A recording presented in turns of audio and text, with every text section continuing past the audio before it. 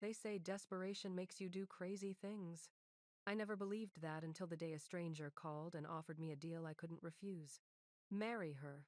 Live in her mansion. Help raise her nephew. In return, she'd save my mother's life. Simple, right? Just a contract. Just business. Just 1 year of pretending to be in love with a woman I'd never met. Candace Garfield was everything. I wasn't powerful, wealthy, untouchable. A CEO who commanded boardrooms and built empires. And me? I was just a broke college graduate watching my mother die because I couldn't afford to save her. The contract was clear. Separate bedrooms, no emotional attachment, purely professional. But contracts don't account for the way someone's smile can make your heart race. They don't warn you about falling asleep to the sound of a child's laughter. They don't prepare you for the moment when pretending stops feeling like pretending. They definitely don't tell you what happens when paper hearts start beating. My name is Jade Campbell, and this is the story of how I agreed to fake a marriage and accidentally found real love. Now, let me tell you how it all began. The rain fell like tears from heaven that afternoon, each drop a reminder of how empty my pockets were, how desperate my situation had become. I stood at the bus stop, umbrella barely holding against the wind, watching the world move forward while I felt stuck in place. My phone buzzed in my pocket, probably another rejection email. I'd lost count of how many companies had said no to me since graduation 3 months ago. But rejection emails weren't my biggest fear anymore. It was the hospital bills stacking up on my kitchen table. It was my mother's cough getting worse every night. It was the look in her eyes when she told me not to worry, even though we both knew we should be terrified. My name is Jade Campbell, and I never thought my life would come to this 23 years old. A college degree I couldn't use, and a mother I couldn't save. The bus arrived late, as usual. I climbed aboard, finding a seat near the back where I could hide my tears if they decided to come. They often did these days. That's when my phone rang. Unknown number. I almost didn't answer. Scam calls had become as regular as my morning coffee. But something made me press the green button. Hello? My voice sounded tired even to my own ears. Is this Jade Campbell? The voice on the other end was smooth, confident, powerful. A woman's voice that seemed to command attention even through a phone line. Yes, speaking, I said cautiously. My name is Candace Garfield. She paused, as if expecting me to recognize the name. I didn't. We need to talk. It's about a business proposal, one that could change your life. I frowned, looking out at the rain-soaked streets. I'm sorry. I think you have the wrong person. I'm not in business. I know exactly who you are, Jade. Her tone softened slightly. I know about your mother. I know you've been looking for work, and I know you're running out of time. My blood ran cold. How do you know that? Who are you? Someone who needs your help as much as you need mine, she said. Meet me tomorrow at Garfield Enterprises, 10 a.m. sharp. I promise you, this conversation will be worth your time. But I don't understand. You will, she interrupted gently. Just come, please. The line went dead. I sat there, phone pressed against my ear, my heart racing. Who was this woman? How did she know about my mother? And why did her voice make me feel both terrified and strangely hopeful? That night, I couldn't sleep.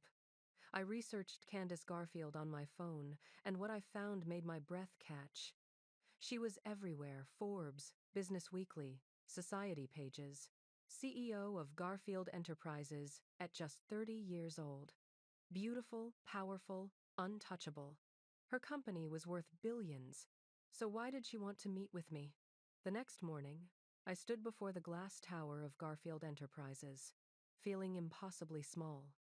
The building reached into the clouds, all steel and mirrors and money. I didn't belong here, but I thought of my mother, and I walked through those doors anyway. The elevator took me to the top floor, where a professional woman in a designer suit greeted me and led me down a long hallway. When she opened the final door, my breath caught. Candace Garfield stood behind a massive desk, and she was more beautiful than any photograph could capture. She wore a perfectly tailored black suit that hugged her tall, elegant frame. Her dark brown hair was pulled back, showing off sharp cheekbones and a jawline that could cut glass. But it was her eyes that held me gray, piercing, intelligent, and studying me with an intensity that made me feel exposed. "Miss Campbell," she said, and even my name sounded different in her mouth. "Thank you for coming." "Good morning, Miss Garfield," I managed. "Candace," she corrected, moving around her desk with effortless grace. "Please, sit." I sat, trying not to fidget as she watched me. The silence stretched between us until finally, she spoke. "I'm going to be direct with you, Jade. May I call you Jade?" I nodded. "I have a nephew.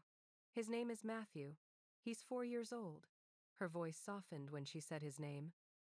"My brother and his wife died in a car accident 6 months ago. Matthew is all I have left of my family." "I'm so sorry," I said quietly. "And I meant it." She nodded. "I want to become his legal guardian. I want to give him a home, a family, stability. But the courts have concerns about my lifestyle. I work constantly. I'm single. And she paused. "I'm a woman who prefers the company of other women.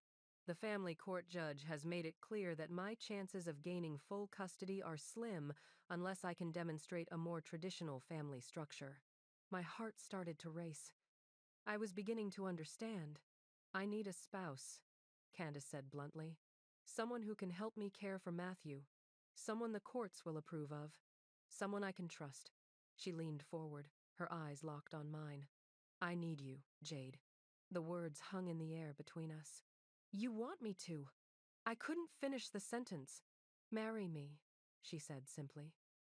"A legal marriage. A contract for 1 year. You would live in my home, help care for Matthew, and appear with me at necessary public events. In return, I will pay for all of your mother's medical expenses, treatment, medication, the best doctor's money can buy. I'll also provide you with a monthly salary." I stared at her, my mind reeling. This couldn't be real. "Why me?" I whispered. She pulled out a folder. Inside was information about me, school records, job applications, recommendation letters. "You graduated with honors. Your professors say you're hardworking, compassionate, and responsible. You've been caring for your mother alone for 2 years. You've sacrificed your own dreams to take care of her." She looked up. "You're exactly the kind of person Matthew needs, exactly the kind of person I need." "This is crazy," I said, but my voice lacked conviction, because I was already thinking about it, already imagining my mother finally getting the treatment she needed. "I know it's unconventional," Candace said, "but I'm offering you a solution to both our problems. Matthew needs a stable home. Your mother needs medical care. We can help each other." "And what about us? The marriage?" "It would be professional," she said, though I noticed tension in her shoulders. "Separate bedrooms. No expectations beyond what's necessary for appearances. We'd be partners in caring for Matthew, nothing more." Nothing more. The words should have been reassuring, but instead they made something in my chest twist. "I need to think about it," I said. "Of course." She stood, and I quickly rose to my feet. She was taller than me by several inches. "Take the day." "But Jade?" Her voice dropped lower. "Matthew's custody hearing is in 3 weeks. I need an answer by tomorrow." She extended her hand. I took it, and the moment our palms touched, I felt a jolt of electricity. Her hand was warm, her grip firm and confident. She held my gaze, and for just a second, I saw something flicker in those gray eyes. Vulnerability, maybe, or hope. "Thank you for considering it," she said softly. That evening, I sat beside my mother's bed, watching her sleep. She looked so small, so fragile. I thought about Candace Garfield and her impossible offer. Could I really marry a stranger? Could I pretend to be in love for the sake of a child and my mother's health? But then I thought about Candace's eyes when she talked about Matthew. The softness in her voice, the pain barely hidden beneath her professional mask. I pulled out my phone and typed a message. This is Jade Campbell. I have my answer. 3 dots appeared almost immediately. And? I took a deep breath and typed 2 words. I'm in. The response came within seconds. Come to my office tomorrow at 9 a.m. Bring your mother's medical records. We have a lot to arrange. Thank you, Jade. You won't regret this. I looked at my sleeping mother, then out the window at the city lights. I hoped Candace was right. Everything moved impossibly fast after that. Lawyers, documents, medical consultations, Candace's people handled it all. By the next afternoon, my mother was being transferred to a private hospital with doctors I'd only read about in magazines. Jade, sweetheart, she whispered, holding my hand. How did you manage this? I got a job, I said, which was technically true. A good one, with benefits. She smiled, tears in her eyes. I'm so proud of you. Guilt and hope warred in my chest. I hadn't lied, not exactly, but I hadn't told her the whole truth either. By evening, I found myself in a car being driven to an address in the most exclusive part of the city. When we pulled through iron gates and up a long drive, my breath caught. The mansion rose before me like something from a movie. Stone and glass and elegant architecture, it sat on acres of perfectly manicured grounds. Lights glowed warmly from the windows. The front door opened, and Candace appeared. Behind her, I could see a small figure, a child, peeking around her legs. Jade, Candace said. And did she look almost nervous? Welcome home. Home. The word felt strange and too big and somehow just a little bit right. I walked up the steps, knowing that with each footstep, I was walking into a new life. A life built on a contract and necessity, yes. But as I met Candace's eyes and saw the small, grateful smile on her lips, I wondered if maybe it could become something more, something real. The little boy staring at me from behind Candace's legs had the biggest brown eyes I'd ever seen. Dark curls framed his small face, and he clutched a worn, stuffed rabbit to his chest like a shield. Matthew, Candace said gently, her entire demeanor softening as she looked down at him. This is Jade. Remember I told you someone special would be staying with us?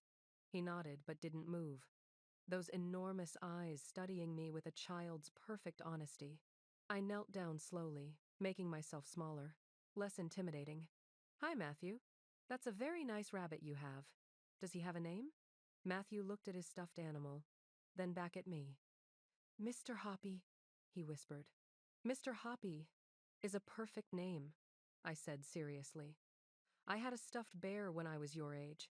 His name was Captain Buttons because he had button eyes and I thought he could protect me from bad dreams. Something flickered in Matthew's expression, curiosity breaking through shyness. Did he? Every single time, I promised. I bet Mr. Hoppy is just as brave. The smallest smile touched his lips, and I felt something warm bloom in my chest. This child had lost everything, his parents, his home, his entire world. And somehow, I was supposed to help give him a new one. Would you like to show Jade around? Candace asked him, her hand resting gently on his shoulder. Matthew nodded and stepped forward, his small hand reaching out to take mine. His fingers were tiny and warm, and the trust in that simple gesture made my throat tight. As Matthew led me through the mansion, I tried not to gape at the sheer luxury. Marble floors, high ceilings with crystal chandeliers, artwork that belonged in museums. Everything was beautiful and expensive and somehow still managed to feel cold, except when Matthew laughed. He showed me his playroom, filled with toys that looked barely touched. He showed me the enormous kitchen. He showed me the garden through tall windows, lit up with soft lights as evening fell. And this, Candace said, stopping at a door on the second floor, is your room. She opened the door, and I stepped into a space larger than the entire apartment I'd shared with my mother. A massive bed with soft white linens, a sitting area with plush chairs, floor-to-ceiling windows overlooking the city. A bathroom that looked like something from a spa. It's too much, I whispered. It's yours, Candace said simply. Matthew's room is just next door. and mine is at the end of the hall. Aunt Candace. Matthew tugged on her sleeve. Can Jade read me a story before bed? Candace looked at me, a question in her eyes. Was I ready for this? I smiled at Matthew. I would love to. An hour later, I sat on the edge of Matthew's bed, reading from a picture book about a brave little mouse. Matthew was curled up beside me, Mr. Hoppy tucked under his arm, his eyes growing heavy. Jade? He murmured sleepily. Yes, sweetheart? Are you going to stay forever? My heart clenched. How did you answer that question when you'd signed a contract that said 1 year, but a child needed forever? I'm going to stay as long as you need me, I said softly, smoothing his dark curls back. Is that okay? He nodded, his eyes drifting closed. I like you. You're nice. I like you too, I whispered.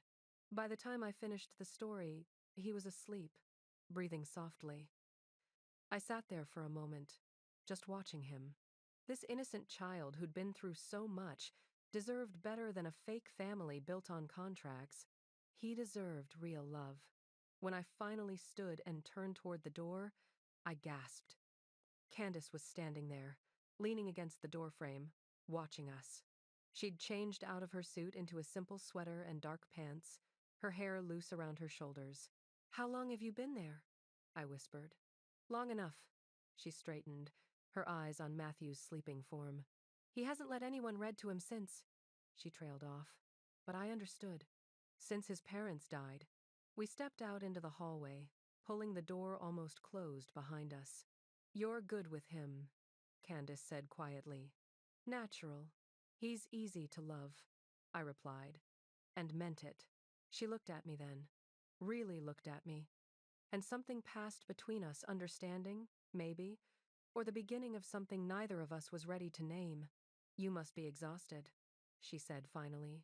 Get some rest. Tomorrow we'll go over schedules, routines, what Matthew needs, and, she hesitated, we'll talk about the wedding. The wedding! Right. Because we were getting married. In less than 2 weeks, according to the lawyers. Candace, I said, and she paused, turning back. Thank you. For my mother. For trusting me with Matthew. Thank you, she said softly. For saying yes when you had every reason to say no. She walked away then, leaving me standing in the hallway of a house that was supposed to be my home now. The next 2 weeks were a blur of schedules, routines, and structure. Candace worked long hours, leaving early and often coming home after Matthew was asleep. But even in her absence, her presence filled the house. Notes left on the kitchen counter, fresh flowers appearing in my room. The way Matthew talked about Aunt Candace with such obvious adoration. I fell into a routine with Matthew. Breakfast together, playing in the garden, reading stories, teaching him to draw. He was bright and curious and slowly coming out of his shell. Sometimes I'd catch him staring at nothing, his little face sad, and I'd know he was thinking about his parents. Those moments broke my heart. But there were good moments, too. His laughter when I made silly faces, his excitement when he showed Candace a picture he'd drawn, the way he started to trust me more each day. And then there were the moments with Candace. She'd come home late, exhausted, and find me in the kitchen making tea. We'd sit together in comfortable silence, the city lights twinkling through the windows. Sometimes she'd ask about my day with Matthew, and her eyes would soften as I told her about his antics. Sometimes she'd tell me about her work, the stress, the pressure, and I'd listen. We were becoming something. Not quite friends, not quite strangers anymore. Something in between. The wedding was small and private, held in a judge's office with only a handful of witnesses. Candace's lawyer, my mother, and Matthew, who held the rings without really understanding what was happening. I wore a simple cream dress. Candace wore a tailored suit in soft gray that made her eyes look like silver. When we stood before the judge and repeated our vows, my hands trembled in hers. I, Candace Garfield, take you, Jade Campbell. Her voice was steady, professional, but her thumbs traced small circles on the backs of my hands. I, Jade Campbell, take you, Candace Garfield. The words felt heavier than they should, more real. When the judge told Candace she could kiss her bride, we both hesitated. It was supposed to be for show, a simple, brief kiss to make it official. But when Candace leaned down and pressed her lips to mine, soft and gentle and careful, something electric shot through me. The kiss lasted only seconds, but when she pulled back, her eyes were dark and uncertain, and I knew she'd felt it too.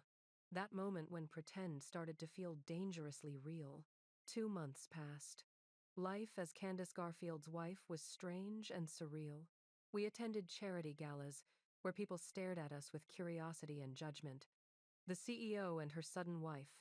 I heard someone whisper once, "How convenient," right before a custody hearing. Candace's hand had tightened on my waist, her jaw clenching. But she'd smiled through it, playing the role perfectly, and I'd learned to do the same. At home, things were easier.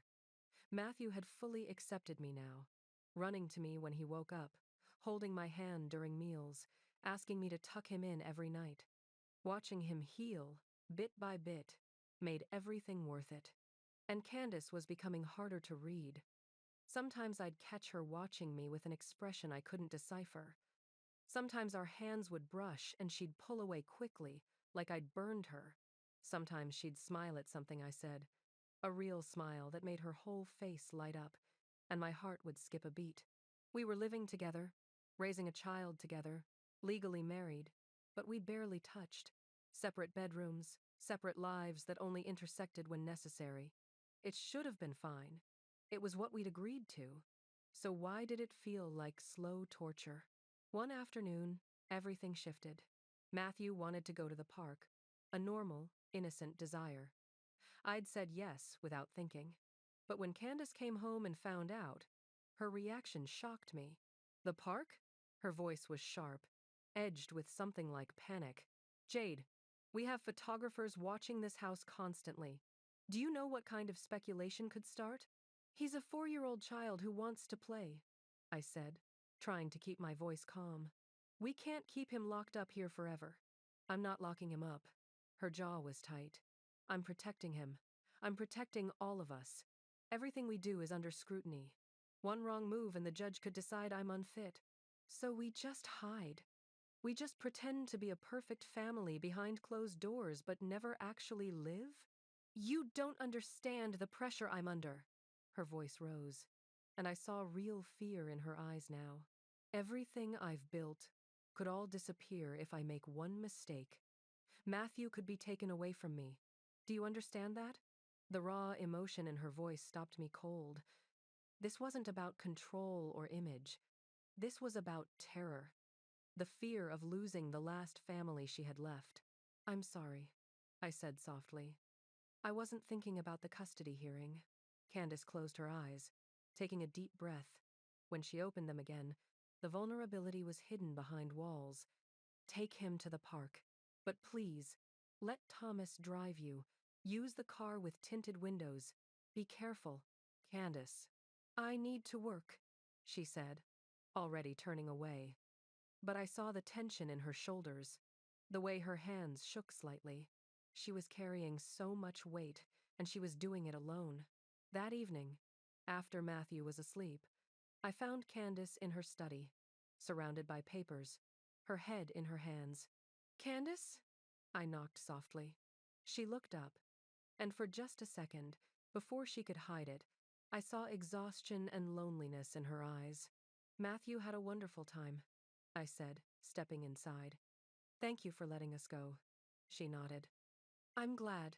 I hesitated, then crossed the room. "You know, you don't have to carry everything alone. That's why I'm here, remember?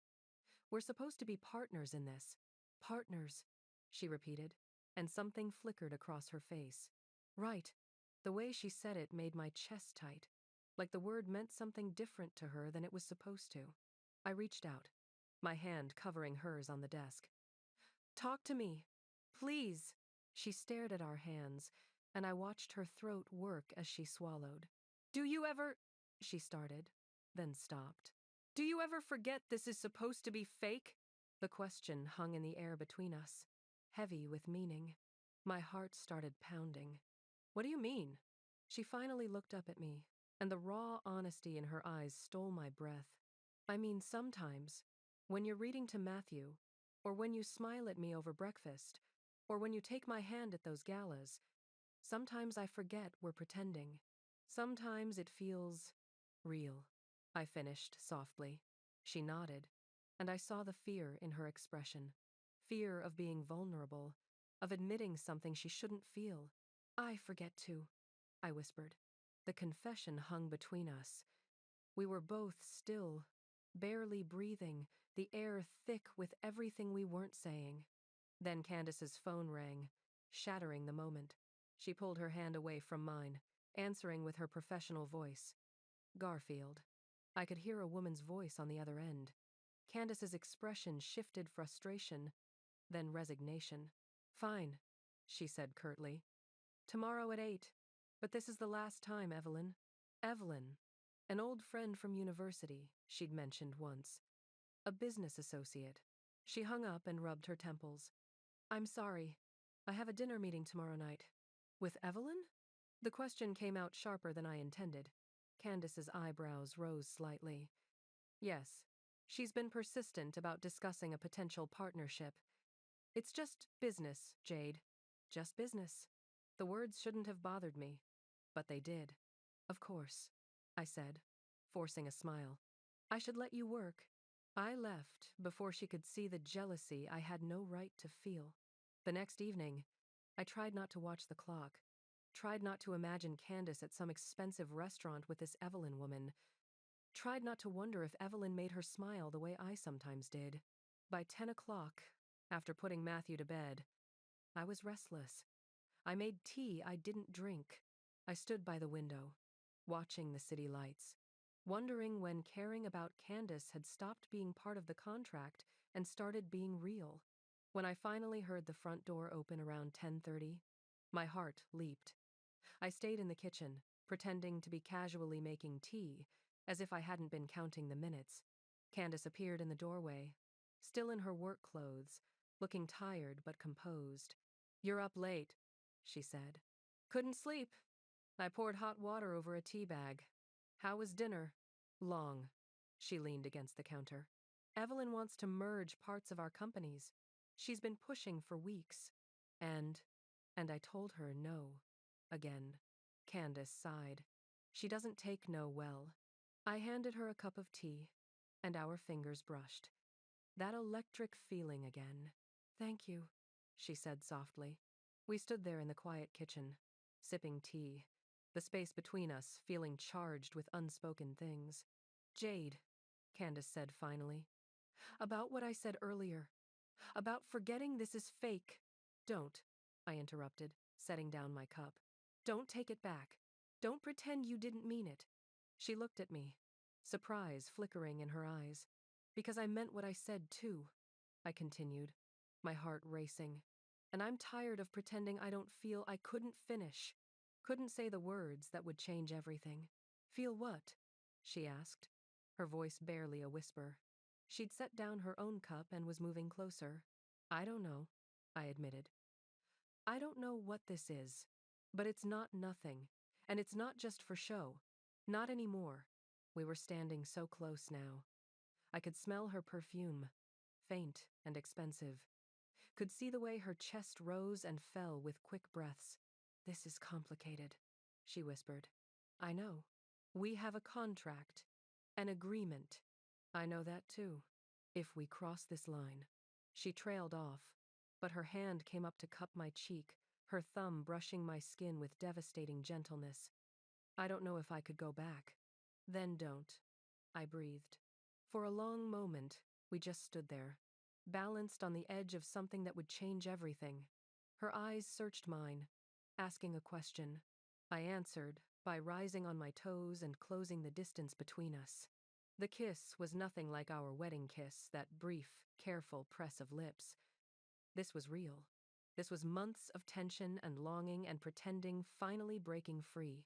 Her lips were soft and warm. One of her hands tangled in my hair while the other pulled me closer by my waist. I gripped the front of her shirt, holding on like she was the only solid thing in a spinning world. When we finally broke apart, both breathing hard, She rested her forehead against mine. "Jade," she whispered, and my name in her voice sounded like a prayer. "What are we doing?" "I don't know," I admitted, "but I don't want to stop." She pulled back just enough to look at me, her eyes dark and full of emotions I was afraid to name. "The custody hearing is in 2 weeks. If we do this, if we make this real, we have to be sure." "Because Matthew needs stability. I'm not going anywhere," I said firmly. "Contract or no contract, I care about Matthew. And I took a breath. I care about you." Something in her expression cracked open, vulnerability flooding through. "I care about you too. So much, it terrifies me." "Then be terrified with me," I whispered. She laughed softly, and the sound was beautiful and broken and real. Then she kissed me again, slower this time, sweeter, like she was savoring it. We didn't take it further that night. We just stood in the kitchen, holding each other, letting the truth settle between us. The contract was still real. The complications were still there. But so was this feeling that had grown in the space between pretend and real.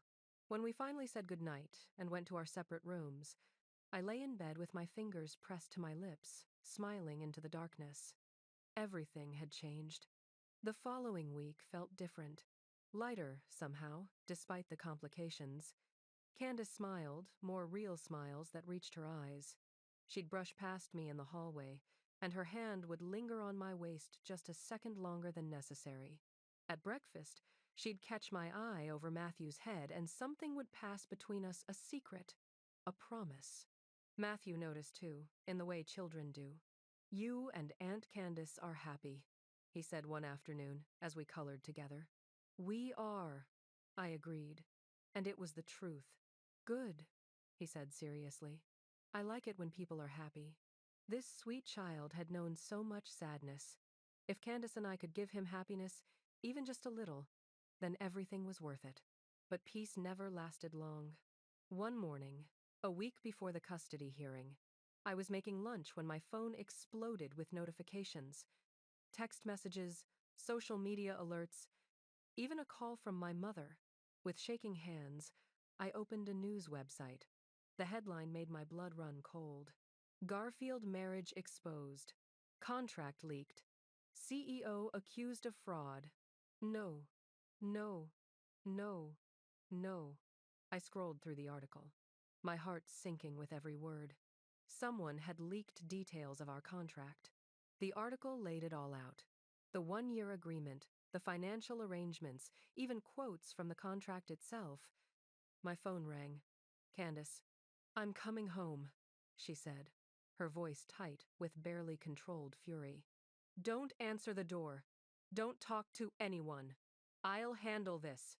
Candace, just stay there. Please, keep Matthew inside." She hung up before I could respond. Matthew came running into the kitchen. "Jade, there are people outside with cameras." I forced a smile. "It's okay, sweetheart. Why don't we go play in your room?" But even as I led him upstairs, my mind was racing. Who had leaked the contract?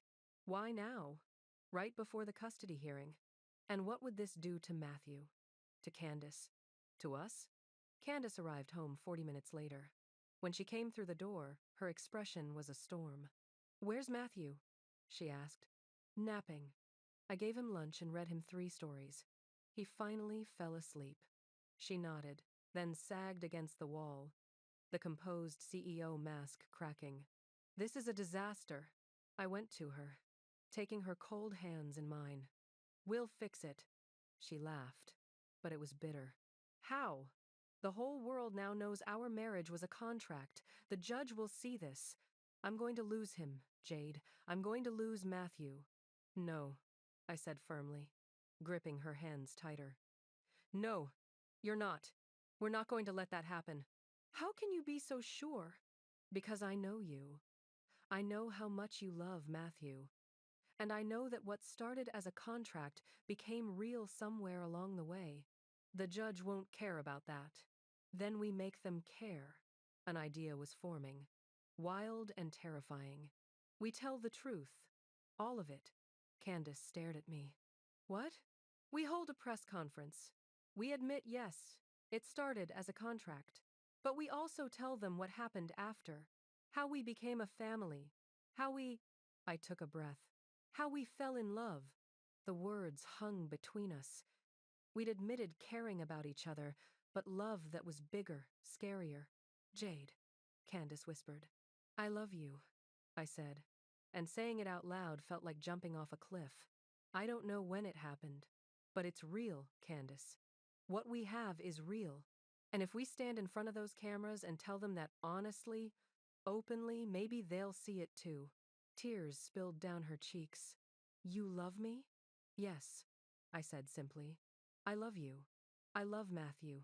I love this family we've built. And I'm willing to stand in front of the whole world and say it. She pulled me into her arms, holding me so tightly I could barely breathe. I love you too, she whispered against my hair. God, Jade, I love you so much.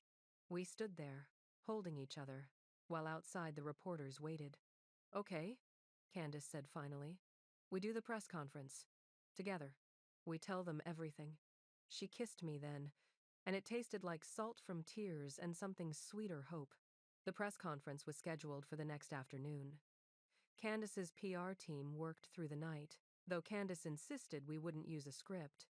This had to be real, honest, from the heart. When the time came, we sat behind a table in a hotel ballroom, cameras and reporters packed in so tightly I could barely breathe. Candace and I held hands on top of the table where everyone could see. The room was loud with questions until Candace leaned forward to the microphone. Thank you all for coming, she said, her voice steady and clear. Yes, my marriage to Jade began as a legal arrangement. I needed to demonstrate a stable home for my nephew. Jade needed financial help for her mother. We entered into a contract.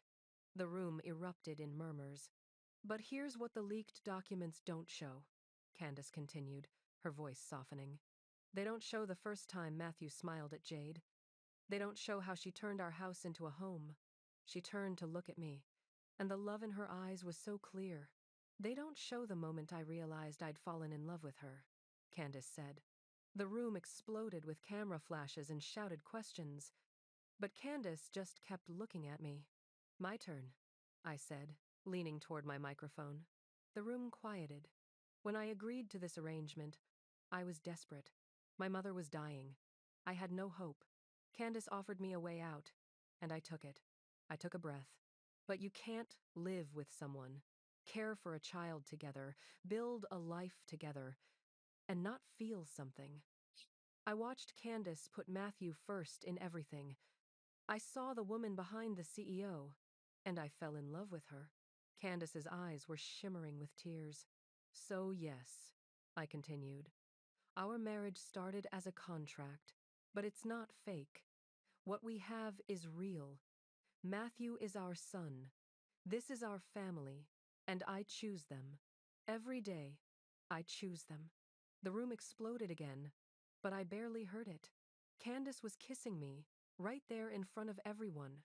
When we finally pulled apart, she whispered, I love you. I love you too, I whispered back. 3 days later, we sat in the courtroom for the custody hearing. The judge reviewed everything, the contract, the press conference, letters about Matthew's progress, testimony about our family. The opposing lawyer painted us as frauds, as manipulators. I watched Candace's jaw tighten with each accusation, her hand gripping mine. Finally, it was our turn to speak. Candace stood and addressed the judge. Your Honor, I won't pretend our marriage began conventionally, but Matthew has thrived in our care. He's happy, healthy, loved. If you take him from us now, you'll be taking away the only stability he's found since losing his parents. Then the judge looked at me. Mrs. Garfield, would you like to add anything? I stood, my legs shaking. Your Honor, you can't pay someone to love a child. You can't contract someone to care when he has nightmares, or to celebrate when he learns something new. I love that little boy like he's mine. And I love Candace. We're not a traditional family, but we're a real family. And Matthew deserves to stay with people who love him that much. The judge was quiet for a long moment. Finally, he looked up. What matters is the well-being of the child, he said. The evidence shows that Matthew has flourished under your care. Yes, this marriage began unconventionally, but I see no evidence that the home is unstable. Hope surged in my chest. Therefore, I'm granting full custody to Candace Garfield. With Jade Garfield recognized as legal co-parent, the gavel came down. We'd won. Candace made a sound half sob, half laugh, and pulled me into her arms. We held each other, crying and laughing and shaking with relief. When we were allowed to see Matthew, he ran to us, and we both knelt down to catch him. Are we going home? He asked.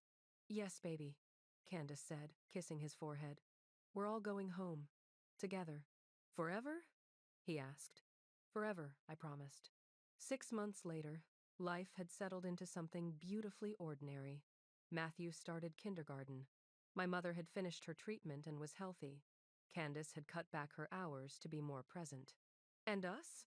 We were learning how to be married for real. One evening, after putting Matthew to bed, Candace found me on the balcony overlooking the garden. Hey, she said softly, wrapping her arms around me from behind. I leaned back into her embrace. Hey yourself. I was thinking about how different my life was a year ago, she murmured. I was alone, convinced I could never be a good parent. And now? I asked. Now I have you. I have Matthew. I have everything I never knew I needed. I turned to face her. I never knew I could be this happy. She kissed me, slow and sweet and full of promise. When we pulled apart, she reached into her pocket and pulled out a small box. My heart skipped. Candace, I know we're already married, she said, opening the box to reveal a beautiful ring. But that was for legal reasons.